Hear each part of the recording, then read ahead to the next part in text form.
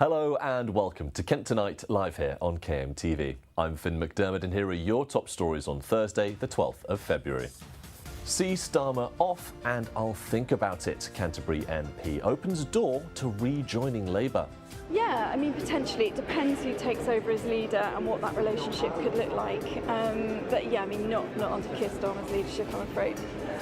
Building breakdown. The iconic Arlington house in Margate is at risk of crumbling. The council has issued them a hazard awareness certificate and they still haven't complied with either. Like, of course we're going to be angry because you're not doing your job. And we're making waves. Rochester Cathedral showcases an art exhibit all about learning to communicate with whales.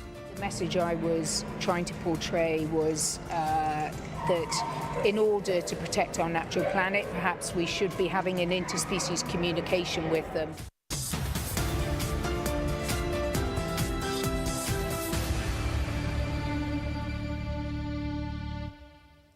And first tonight, Canterbury's independent MP Rosie Duffield has spoken about whether or not she would rejoin the Labour Party if Prime Minister Sir Keir Starmer was to step down. This is, of course, following a number of calls for him to resign.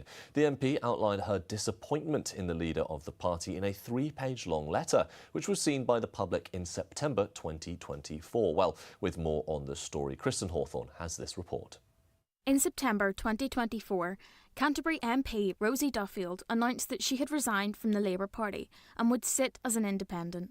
In her resignation letter, she criticised Keir Starmer's heavy-handed management tactics and his cruel and unnecessary decisions. 17 months later, Keir Starmer is facing a number of calls from his party for him to resign because of his choice to appoint Lord Mandelson as the UK's US ambassador in 2024, despite public knowledge of Mandelson's relationship with convicted sex offender Jeffrey Epstein. For Rosie Duffield, the possibility of his resignation opens up the possibility of her return. Yeah, I mean, potentially. It depends who takes over as leader and what that relationship could look like. But yeah, I mean, not under Keir Starmer's leadership, I'm afraid.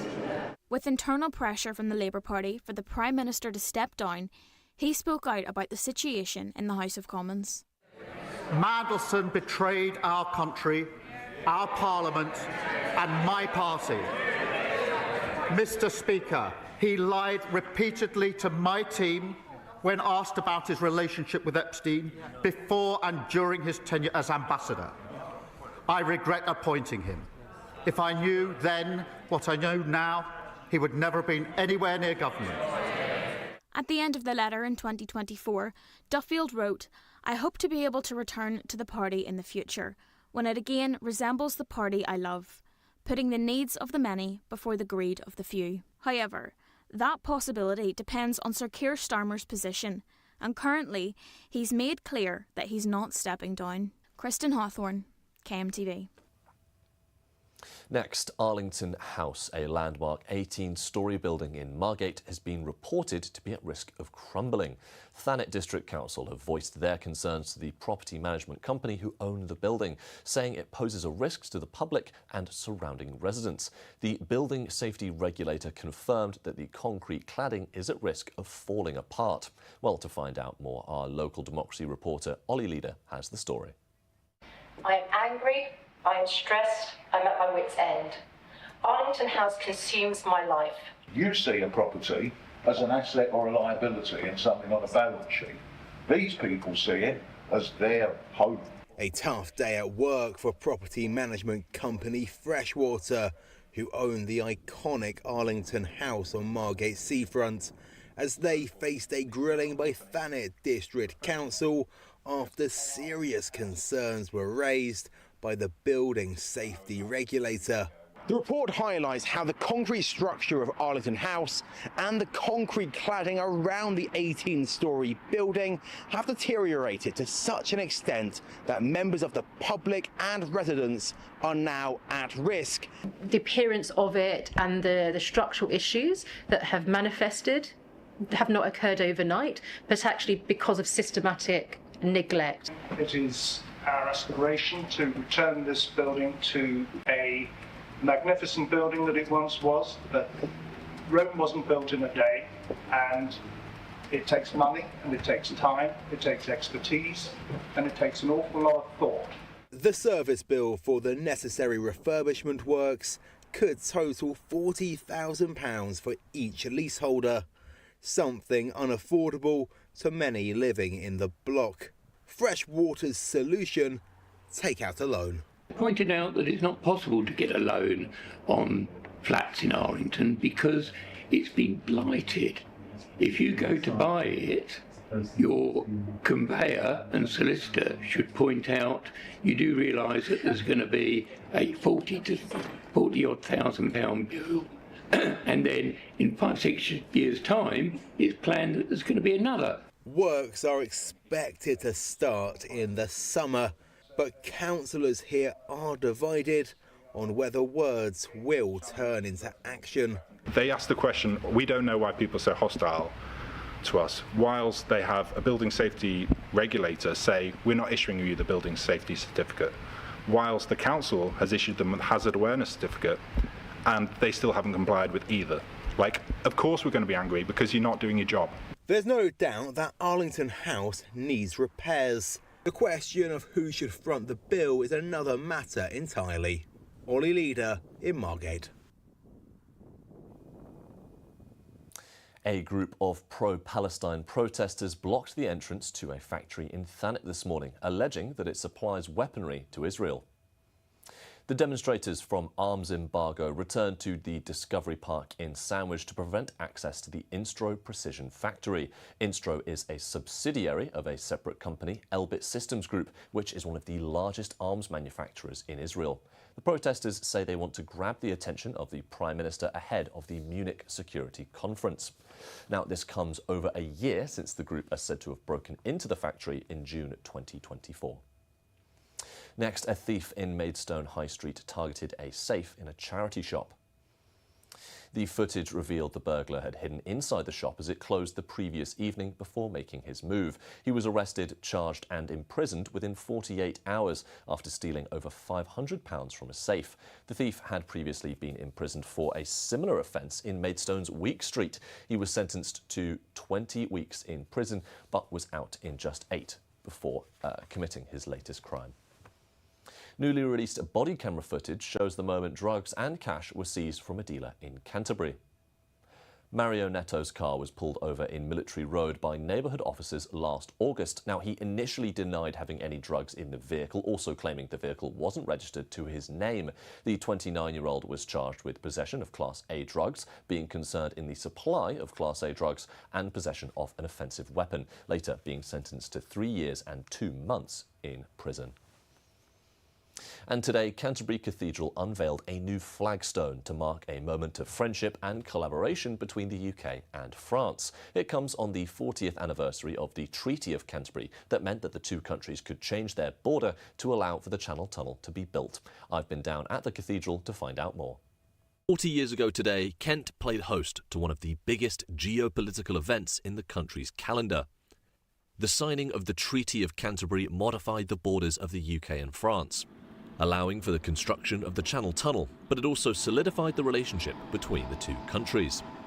And on the anniversary of the treaty, many important figures from Eurotunnel and beyond were in attendance to see the unveiling of the flagstone that would mark the occasion. And I can say with the fact that it has been a magic connection between the two countries. In fact, you know that 500 million people traveled in the tunnel since the opening of the tunnel in 1994, 30 years ago. It's something which is incredible, amazing, and a very strong relationship, mainly between north of France and Kent. The stone will be placed in the floor of Chapter House, and the assembled directors, MPs and ambassadors went on a tour of the cathedral, including meeting the stonemasons who carved the flagstone.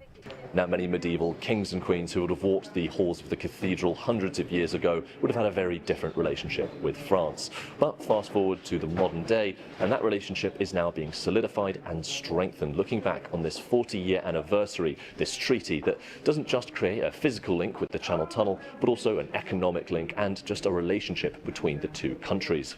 We're an island because we're surrounded by sea, but we've got a connection which is unbreakable. And I think that's really important, particularly in today's world, is to know that even if we have different views on politics, different views on the way that we organise things, that link is really solid. It's physical. It's not going anywhere. During his speech, Jacques discussed the deep relationship between the two countries and the value that the Eurotunnel has brought, with 500 million passengers and £140 billion worth of trade over the years. He also brought up Brexit, and with that in mind, I wondered how the relationship between the countries would evolve over future anniversaries. It would be amazing to, my constituency voted to remain. We're committed to being a really big part of Europe. It would be lovely to rejoin one day, but, I'm not keeping my hopes up too high soon, for anything soon, but one day. And I think we continue to need those relationships. We're always in and out of each other's countries. I've got constituents that commute to work, on a daily, weekly basis. So it's still really, really important to us. And yes, that relationship is always going to be really special. John added that in the future, as we may be celebrating the 50th or 100th anniversaries of the treaty, we could also start to see more links from England and specifically Kent to the rest of Europe. Finn McDermott for KMTV in Canterbury.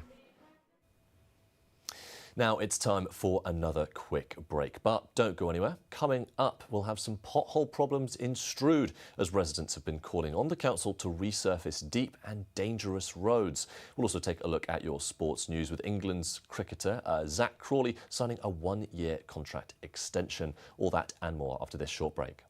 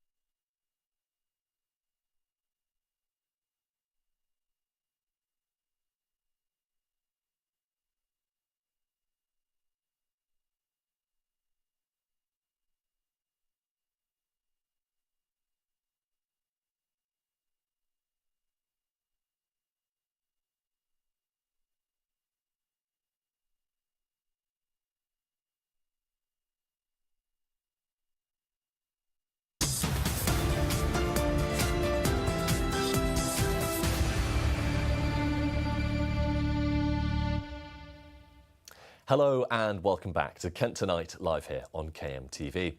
Now, residents in Strood are calling on the council to repair the dangerously deep potholes scattered across their street. Abbey Road has been littered with exposed concrete and potholes which have been damaging locals' vehicles for more than a decade.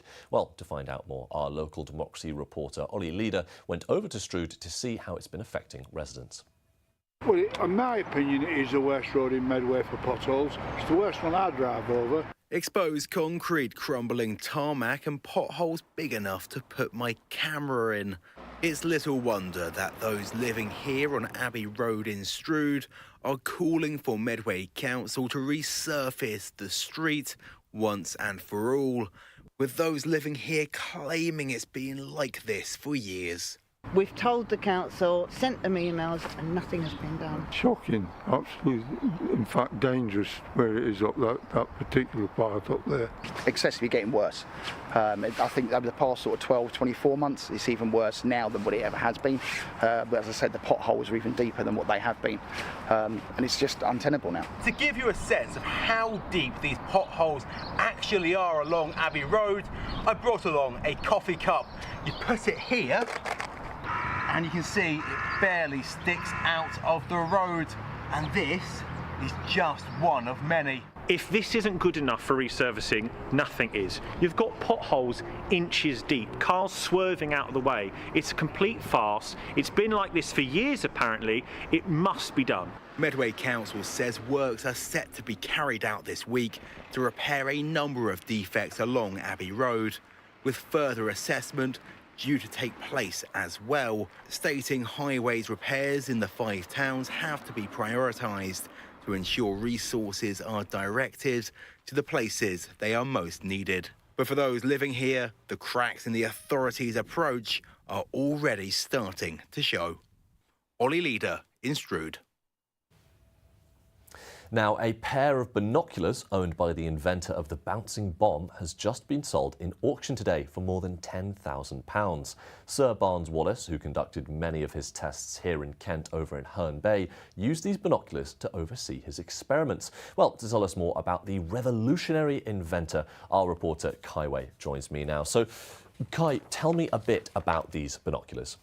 Yeah, of course. So, this pair of binoculars was sold today for £11,070 at a London auction house, S.G. Baldwin's, just this morning. And it was one of the highest valued items available out of the nearly 200 that were for sale. And the significance of them was that they belonged to a Sir Barnes Wallis, a revolutionary inventor who used the binoculars to oversee the tests he carried out. These binoculars were also given to Sir Michael Redgrave for the filming of the Dam Busters film back in 1955, a film based off of Operation Chastise during World War II, which was also dubbed the Dam Busters Raid, which Wallis's invention played a key role in. I see, and tell us a bit more about Barnes Wallis himself and his exact invention.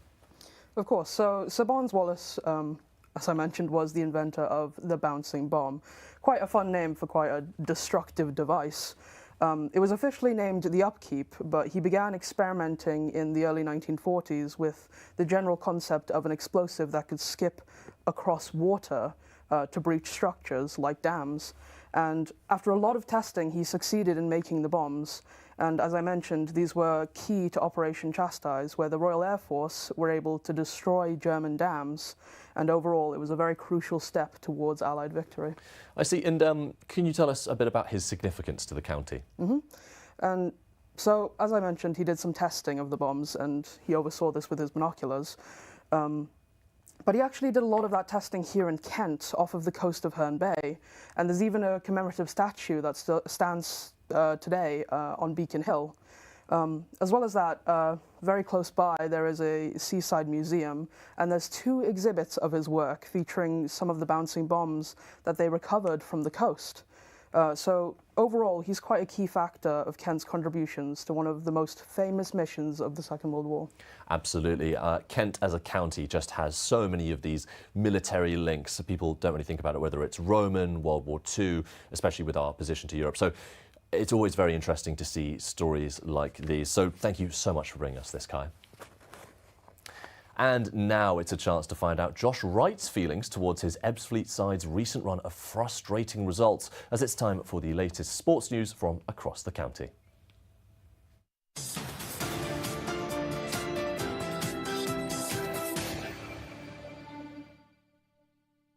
First up on tonight's Sport Roundup, England opener Zach Crawley has signed a new deal with Kent Cricket.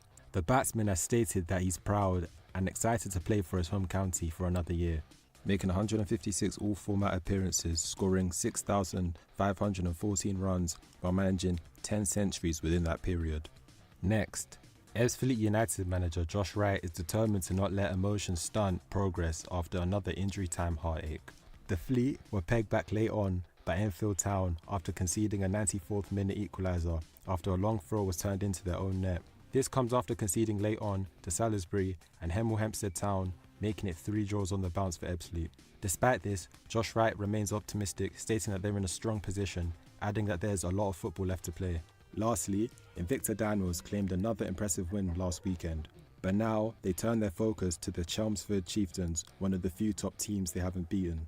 The Moles pulled off an emphatic 4-2 win away against Streatham Redhawks, despite having a thin squad, before losing 2-0 in the reverse fixture at home. Saturday's victory left head coach Carl Lennon beaming with pride, describing his team's performance as nothing short of spectacular.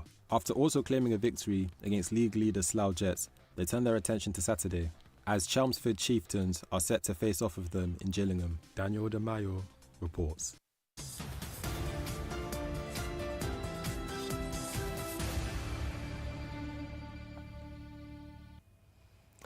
Now, as always, you can stay updated with all our latest headlines by visiting our website, kmtv.co.uk. There you'll find our most recent reports, including stories like this one, where the government announced a loosening of business rates for pubs and music venues, which is set to come into play for Kent residents in April.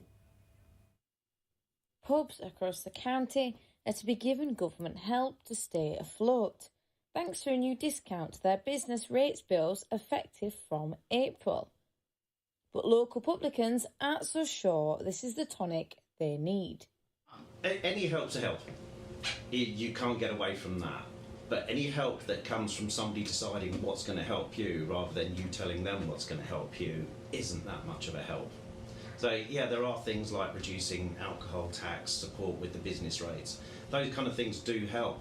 But the bigger picture is that the cost of everything has gone up so much that raising the business rates the way that the government has just had a huge impact. We've all been swallowing the cost of energy crisis bills, and that goes throughout the industry. Now, the Compass Ale House in Gravesham specialises in microbrewery ales. Take this one here. This is the Bristol Brewery Milk Stout, and what sets this apart is that John focuses on curation and the quality of ingredients. This, alongside other factors that are common in the pub industry, means that he operates on lower profit margins.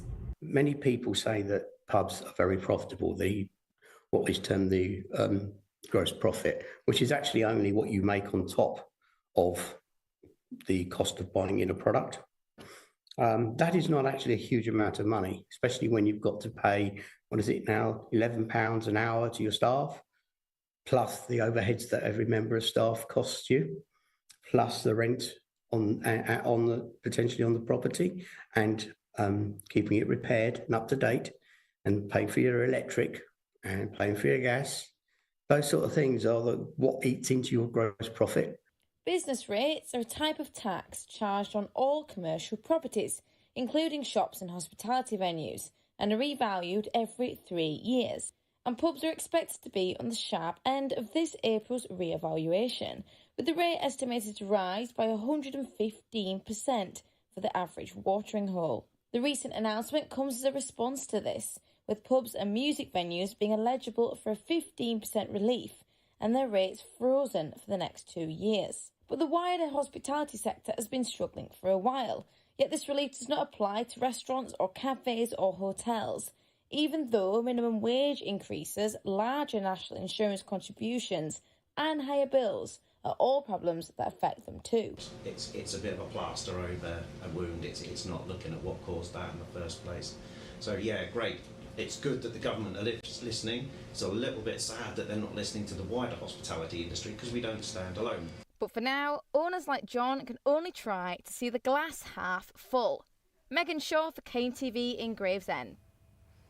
Well, by the time that April rolls around, hopefully we'll have some pub garden weather, but it might be time to stay inside for now. Let's take a look at your weather forecast.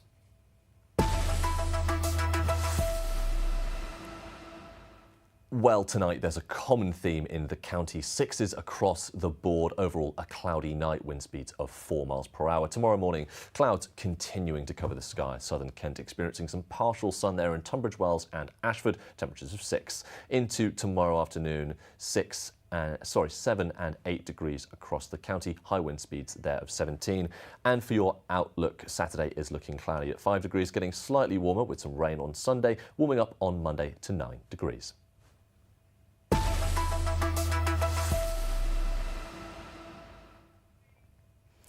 Now it is time for another quick break, but do stick around. We have plenty more news coming your way.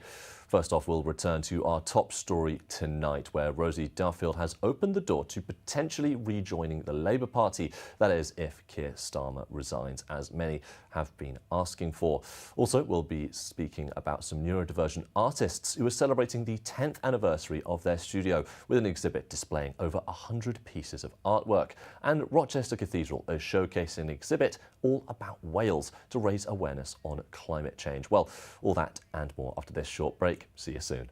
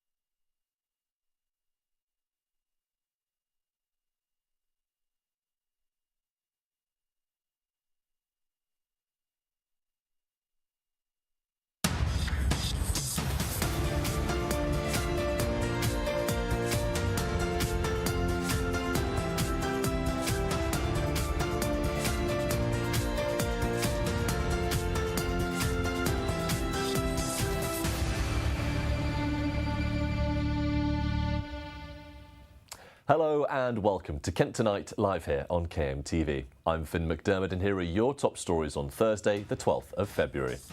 See Starmer off and I'll think about it. Canterbury MP opens door to rejoining Labour. Yeah, I mean, potentially. It depends who takes over as leader and what that relationship could look like. But yeah, I mean, not under Keir Starmer's leadership, I'm afraid. Building breakdown. The iconic Arlington house in Margate is at risk of crumbling. The council has issued them a hazard awareness certificate and they still haven't complied with either. Like, of course we're going to be angry because you're not doing your job. And we're making waves. Rochester Cathedral showcases an art exhibit all about learning to communicate with whales. The message I was trying to portray was that in order to protect our natural planet, perhaps we should be having an interspecies communication with them.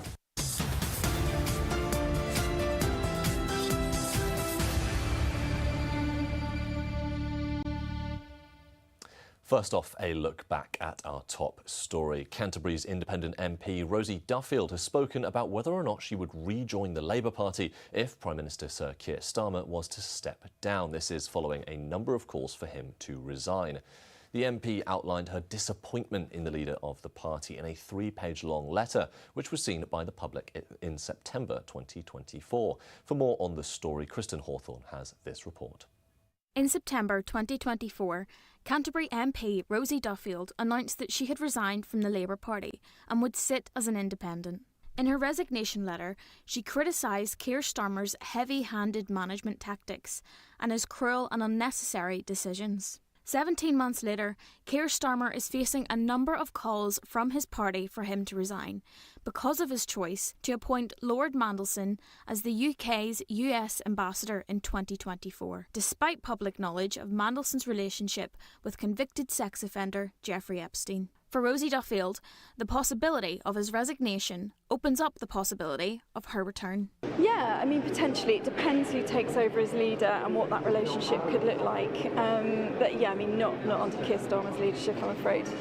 With internal pressure from the Labour Party for the Prime Minister to step down, he spoke out about the situation in the House of Commons. Mandelson betrayed our country, our Parliament and my party. Mr. Speaker, he lied repeatedly to my team when asked about his relationship with Epstein before and during his tenure as ambassador. I regret appointing him. If I knew then what I know now, he would never have been anywhere near government. At the end of the letter in 2024, Duffield wrote, "I hope to be able to return to the party in the future, when it again resembles the party I love, putting the needs of the many before the greed of the few." However, that possibility depends on Sir Keir Starmer's position, and currently he's made clear that he's not stepping down. Kristen Hawthorne, KMTV. Next, train lines between Ashford International, Maidstone East and Borough Green will close for 9 days in May as engineering works by South Eastern Rail are scheduled to take place. Rail engineers will be improving the line's defence against water damage by installing new netting, bolts and rock cuttings. David Davidson, Chief Operating Officer for South Eastern, said the rock cutting's over 150 years old, which has created more weather-related incidents. He added he would like to thank passengers for their patience. The work will happen between Saturday, May 23rd and Sunday, May 31st, with replacement buses in place. Now, Margate's oldest pub has gone up for sale. The Northern Bell in Mansion Street dates back to 1680 and is described by the estate agent as a remarkable period property. As well as boasting historic charm, it also offers a haunting old wives' tale. It marks a new chapter for the pub, which has seen cottages, a pub, and it's also been a Cambodian restaurant over the years. And now, 11 neurodivergent artists will celebrate their studio's 10th anniversary with an art display. Sandra Art for All, founded by Sandra Hampton, helps artists with special needs express themselves after the sudden closure of Margate's Royal School for Deaf Children. The exhibit, Proud to Create 10, will display over 150 pieces ranging from photography, paintings and drawings and celebrating their voices. We spoke to Sandra earlier to find out more. Well, thank you so much for joining me, Sandra. I imagine you must be so proud to see your studio reach its 10th anniversary. I suppose my first question is, why is it so important for neurodivergent and disabled artists to have these spaces? Hi, Finn. Thank you so much for having us today. I'm incredibly proud. 10 years have gone by so quickly. Why is it so important? It's important that we all have opportunities. We all have the same opportunities. And I like to think that we provide opportunities for a diverse group of individuals with special needs and learning communication to have the same quality, same experiences as any artist. So for me, not only am I proud, but the artists are very proud after 10 years of working together, and also their families and friends are very proud of them. Absolutely. I mean, the artists and the families, as you mentioned, must be thrilled to be celebrating the occasion. Can you tell us about some of their work over the years? I mean, 10 years, you must have seen a lot of different styles, a lot of different mediums. Just tell us about the real range that we see at the Liminal Gallery. Well, initially when I first started, I was going to run an art club. However, it soon became apparent that nobody was leaving, so we turned ourselves into a little studio. And we started exhibiting anywhere that would basically take us. Then we started exhibiting in Margate, which is, as many people know, Margate is thriving at the moment. And we've gone from strength to strength. So before now, we've always hired a gallery. What's exciting for us this year, not only is it our 10th anniversary, but we're going to start those celebrations with our first exhibition at the Liminal Gallery in the cupboard. So this will be our first exhibition in a unique contemporary gallery. We've been invited in, which is wonderful, to be able to collaborate with a curator for the first time. So I'm learning a lot of new things. It's going to be a really fun and joyful exhibition, just like all our exhibitions are. But this is a little bit different. And when I say little, it is going to be the same amount of work, the same style of work, which has evolved over the last 10 years. And basically how our artwork evolves is each artist comes in, we get to know each other, and together I help pull out what they like to do, what they don't like to do, try lots of different doable techniques to help them find their own artistic process. And so then we go on and show all of that in an exhibition. I see. And what can people expect to see in this exhibition? So we have over 160 original paintings, drawings and photographs. The kind of artwork that you will be able to see are based around the individual's preferences, interests. Some of them have dogs. Some of them work more abstract. They like the act of painting rather than actual painting things that represent life.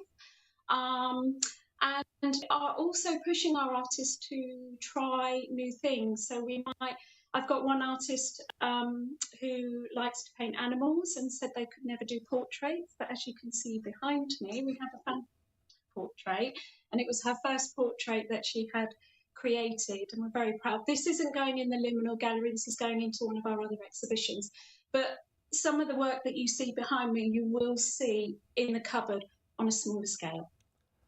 I see. Well, thank you so much for joining us and telling us all about this huge anniversary celebration. Thank you so much. Thank you. Thank you for having us. And keeping with a creative theme now, a new art exhibit in Rochester Cathedral is showcasing how whales communicate. Artist Tessa Campbell-Fraser made the award-winning piece to raise awareness of climate emergencies and the importance of sustainability. Our community reporter Henry Luck swam down to find out more. In this brand new Rochester Cathedral exhibition, one artist is showcasing the secrets of communication between humans and whales.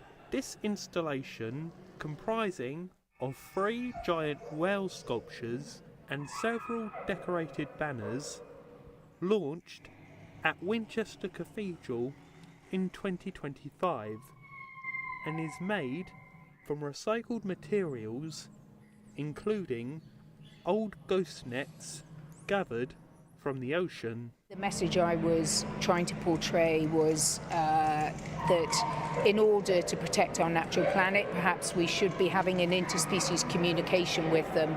And the sperm whale is the scientists' belief that that will be the animal we have our first ever interspecies communication with. The sounds made by the whales at this exhibition is their way of communicating, and scientists are at work to find a way to decode their language so that the human race can speak to them just like they would each other.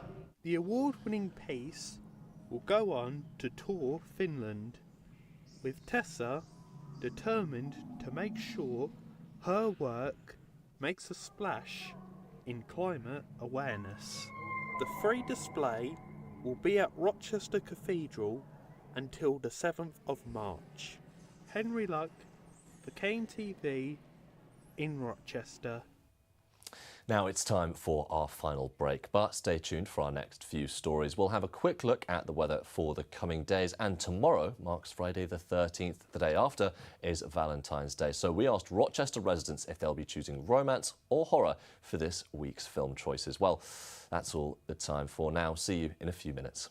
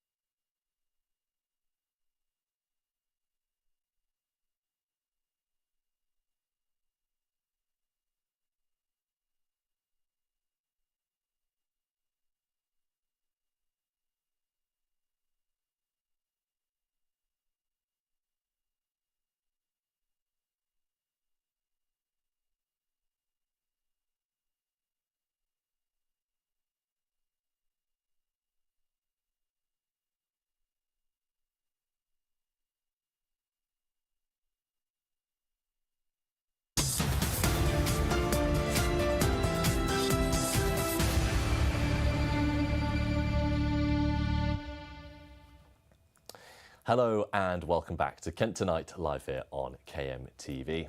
Now, a new alternative rock bar, the Dracula Parrot, is opening in Folkestone.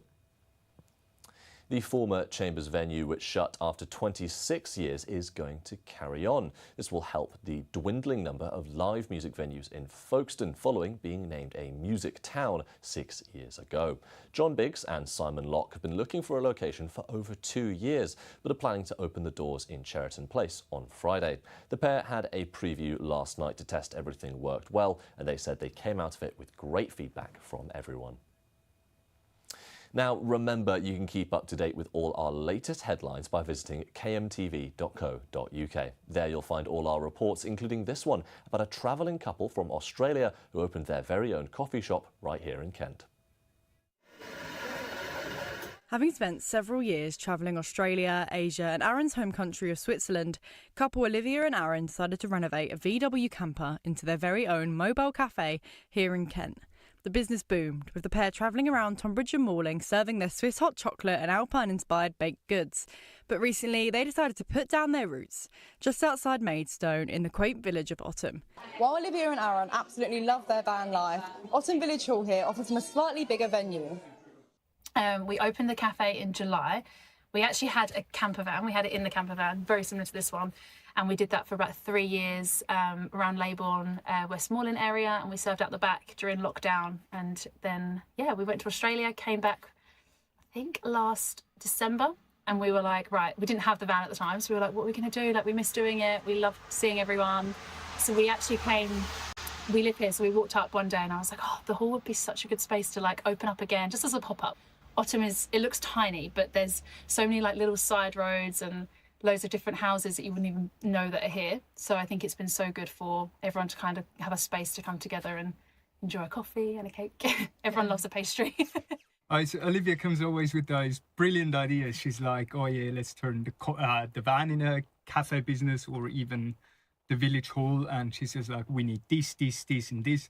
And I'm just like, yeah, let me see what I can do. So I built from scratch a little coffee cart with all the equipment on it, which is completely movable, so we can take it away and the village hall can be used for something else during the week whilst we're not trading. Oh, it's crazy. Every day you sit in and think like, oh yeah, it's going to be a grey, grim day, no one's going to come, but then you're going to be surprised by so many locals which travel miles sometimes just to come and see us. It's literally every day. It's brilliant, yes.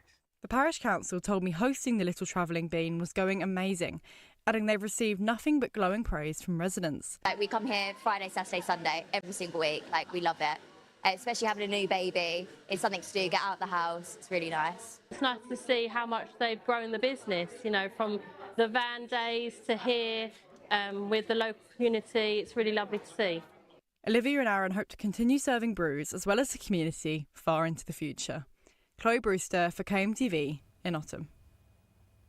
And now it's time for a look at the weather.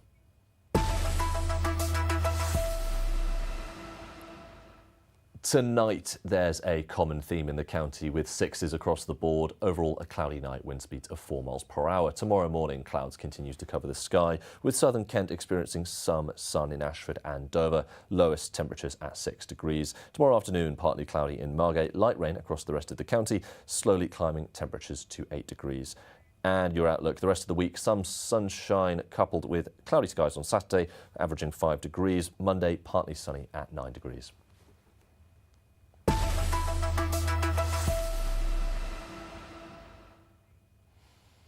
Now, we are coming up to a bit of a genre crossover, an eventful weekend with Friday the 13th and Valentine's Day the day after. So we went to Rochester to find out what films will people be watching, horror or rom-coms. Well, here's what the people of Kent had to say. As my years go on, probably romance. Horror, I'll start to like, whoa, get all scared. Do you know what I mean? I think I prefer horror over romance. Any reasons why? Romance just has this kind of, what do you call it? It's kind of forced feeling to it. This kind of, this is how everything's supposed to, this is the perfect form of romance. I think it's always a fun gig to watch some horror movies. Yeah. So I don't know, anything with Matthew McConaughey in it. Absolutely anything. What a man. what a man. Maybe some Scooby-Doo. I feel like that's a good OG classic. I really like Scooby-Doo. Well, I'm joined now. We've got another episode of Kent Film Club coming up, so Chris joins me in the studio. Chris, Scooby-Doo, would you say horror? Well, when I was younger, that would have been the go-to, I think, on TV. I'm not sure on Valentine's Day I would take a partner to that film. No, I understand. Well, yeah, Friday 13th obviously is tomorrow. Valentine's Day the following day. What films will you be watching? Well, I have to say, I went to see a film in Halloween. No, I've done it again. I've called it Halloween on Valentine's Day, and it was called Heart Eyes, and it was 18 rated. But it's the perfect mesh because it's about a couple who are actually not a couple. But you know how, like in the Scream films, it's all about the formula, and if you fit a particular formula, you know that you're going to be the next one to be disposed of. Well, this is a film about a couple who thwart inadvertently the killer. And it's a film that appeals both to a rom-com audience and to a horror audience. It's got all the tropes that you'd see in a film like Sleepless in Seattle, but also what you'd expect from a film like Friday the 13th. And it kind of worked. But the funny thing is, I was watching the couples who came into it was in Rochester exactly a year ago, and you could tell that there was a couple, and one of them was into horror, one into rom-com, and I guess they both felt slightly vindicated afterwards and probably thought, you know, that film was brilliant. It was 5 out of 5 for both of us, but neither of us actually liked the other half of the film that the other one did. So Cat Person is another one that I saw at Sundance a few years ago about the fears around dating. So horror and dating and romance actually make for quite comfortable bedfellows, or uncomfortable bedfellows, depending on your point of view. Absolutely. I mean, obviously, Friday the 13th is its own film franchise, so that has its backing there. But what do you think will be most popular? Do you think in general, if you were to take a survey of everyone, do you prefer romance or do you prefer slashers? What do you think would sort of chalk up a higher rate? Over the last few years, I've been so conscious of the spate of horror films that are doing the rounds. I was looking actually to see what I was watching this very week in years gone by. I saw a film called Baghead 2 years ago, which is a horror film. I mentioned Heart Eyes last year. I mean, some of the cinemas in the county are showing Sleepless in Seattle appropriately on Valentine's Day. Be interesting to see how many go and watch that compared to some of the horror films that are doing the rounds at the moment. I mean, there's a whole range. I mean, depending on your point of view, there are plenty of means of escaping from either genre, but horror, I think on a Thursday night after I finish talking here, I normally go to the cinema. 9 times out of 10, there's a horror film on the billing. I see, and as I mentioned, another episode of Kent Film Club tonight. When you've interviewed guests over the past, do you tend to see any of these romance films or horror films? Are there any that stand out in your mind? The one that stands out, and it's been picked, I'd say 4 times, maybe 5, is When Harry Met Sally. And do you know why that works? Because it's slightly skew-if. It has all the ingredients that you'd expect in a rom-com. But Billy Crystal is a very atypical leading man, and he brings dark humour. And also, you know, in a way, he's subverting the conventions. You know, that scene that's Lou Fowkes, who was on the show very recently, I think she was talking about that bit where he's spitting the seeds of, you know, apple or strawberry, whatever he's eating. And on their first meeting with Meg Ryan, she says, gross. I'm being told in my ear it's grapes, apparently. Is it grapes? Apparently it's grapes. The grapes of wrath. Yeah, and it's so funny because you've got all of those sort of ingredients in a film, and you look at it and you think, they don't get on with, and that's the thing that makes it work. You think they're a mismatched pair, and at the end of it, you're thinking, of course, they're meant to be together, they're destined to be together. But that's not all that different from the tropes that you see in superstitious films that you'd expect around Friday the 13th. The idea of unknown forces, fate, destiny working its magic, or dark magic to bring a couple together or set them apart. So I think we like the idea around both horror films and rom-coms, and it's almost like potluck as to what we'll actually end up with on the night. I see. I'm also thinking of some other kind of ways of crossing the genre. I suppose there's probably some rom-coms out there that are so bad, maybe to film heads like yourself, they are considered horror. I can't think of any off the top of my head, but I'm sure there have been some in recent times. Yeah, I mean, those one-dimensional films, which I mean, sometimes I really don't gel with films which don't go beyond, you know, you don't deal with the complexity in a relationship. It's almost like They have the first date, they fall out, they get back together, and it goes through the motions. I mean, I like films that sometimes have twists on that, because in the real world, you can have a first date and you can engineer it. But what about the rest of your life? If it's meant to prefigure what's going to happen for the rest of your life, in a way, that's a very poor sense of how it all can be orchestrated. So I like films that sort of go a bit further and take you beyond that. Like You've Got Mail, I'd like to see where those characters end up 2 years later, rather than when they all end up, the mismatched pair who are now, we think, happily ever after, but we don't see, but the happy ever after doesn't feel like a very satisfactory conclusion, because it feels like it's been contrived in the last 5 minutes of the film. Absolutely. There was a film I saw a few years ago called Barbarian. I don't know if you've seen it. And in the beginning, there's that sort of subversion where two people share an Airbnb, and then it all sort of goes like that. I'm wondering, are there any films that come to mind for you that are horror or slasher, or even sort of that kind of genre, that have this almost romantic subplot? Well, I mean, funnily enough, even the Scream films, at the heart of it is about people who care for other people. Or the Halloween films, at the end of the day, it's about the importance of family. I mean, even like those Jason Statham films, they're very violent, but it's family, at the heart of them. I don't do that well. I should take acting lessons. But in a way, that's at the heart of it. You see, it's love. Pretty Woman is a film. The end of it, it's about tenderness between people.